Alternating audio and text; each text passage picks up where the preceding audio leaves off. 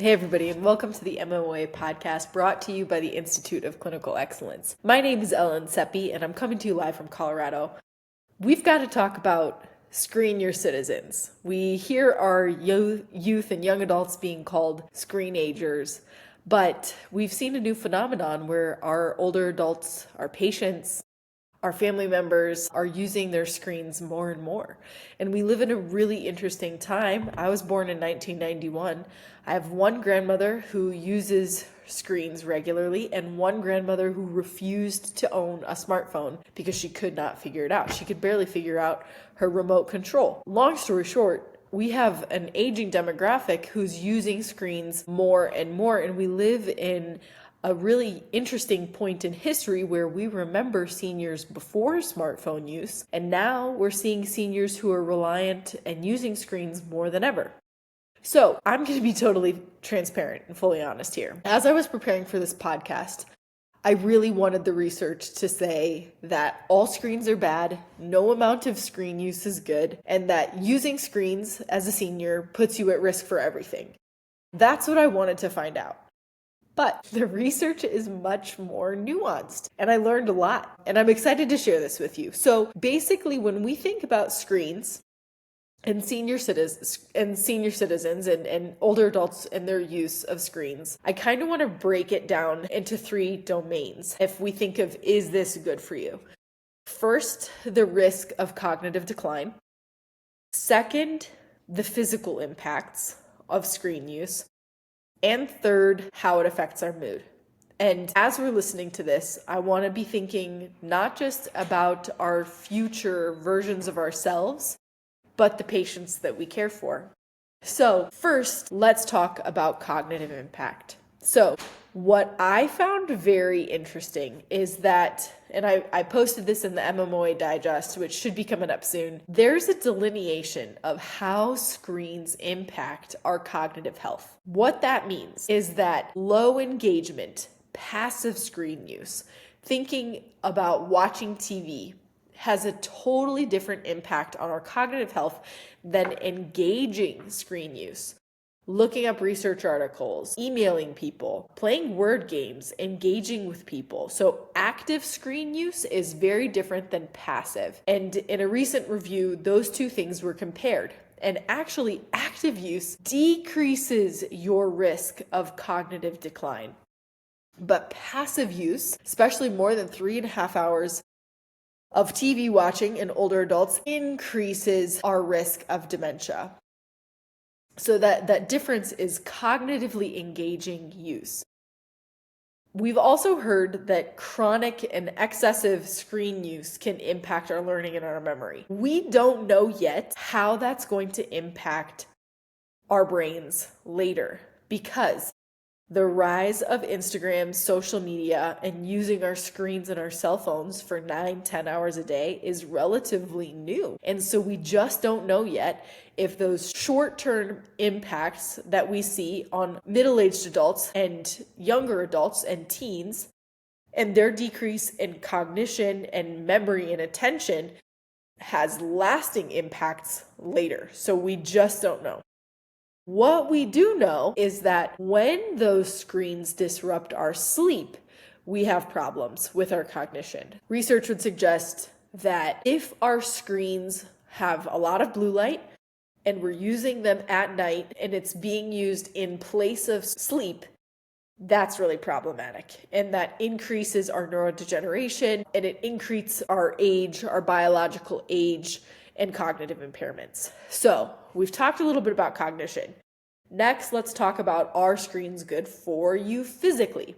So, no. The more screens you use, even in middle adulthood, generally you're going to have increased eye strain with a condition called computer vision syndrome increasing, and our eyes struggling to operate. If we're using our computers more than 6 hours a day for our job, you're more likely to have musculoskeletal pain. If you have increased digital work, your retinal age, which is largely related to potentially delayed sleep onset, is worse with more screen use. This was interesting. If you use a screen for more than 4 hours per day, your balance is likely to be negatively impacted. And this was also really interesting, an interesting finding about obesity and screen use, that if you're increasing your screen time, it's likely related to increased risk of obesity and stroke. But moderate use, about an hour per day, of non-work use, of leisure use, decreases your risk of cardiovascular disease. That's weird. But generally, physically, more screens, more problems. More sedentary behavior, more problems. So now let's talk about how this impacts our mental health.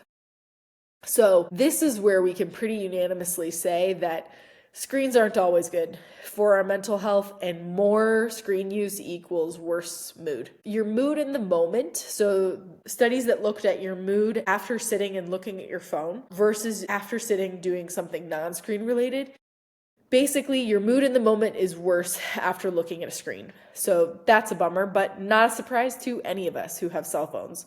It would be way better to do something like coloring, making a grocery list, writing a friend, rather than looking at a screen. Depression, anxiety, and loneliness in seniors are all worse with prolonged screen use, which shockingly, TV is the worst impact of different screen types, including tablet use, computer use, smartphone use, and TV use. TV was the worst. So that passive consumption of screens is worse for our anxiety, depression, and overall mood and loneliness in seniors if that's how we're spending our time.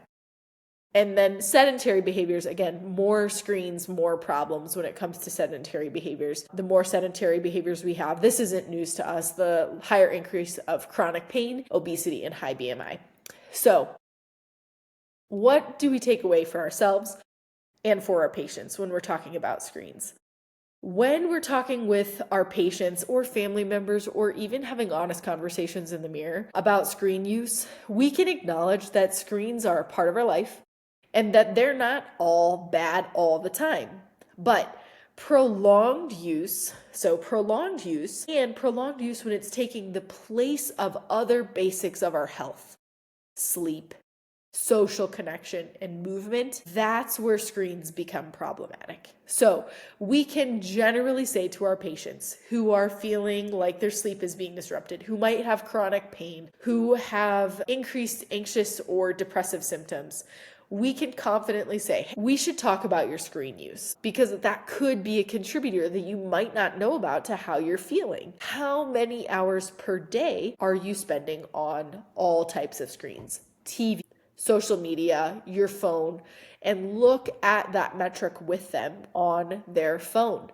And if you're finding a troublesome correlation with how they're feeling and higher screen use, you can assure them they're not the only people who feel that way. Many patients, young adults, older adults, teens, feel worse with exposure to screens, especially when it takes the place of those basic human needs: sleep, social connection, movement.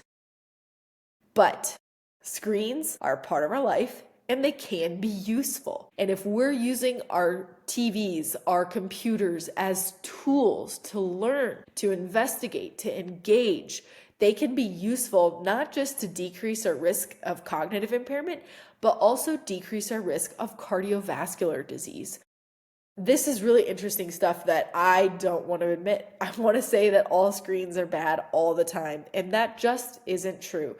There's a lot of potential for our patients to learn, to engage, to have friends that are far away, to look at pictures, to get work done, to investigate the world when they're using screens in an engaging way.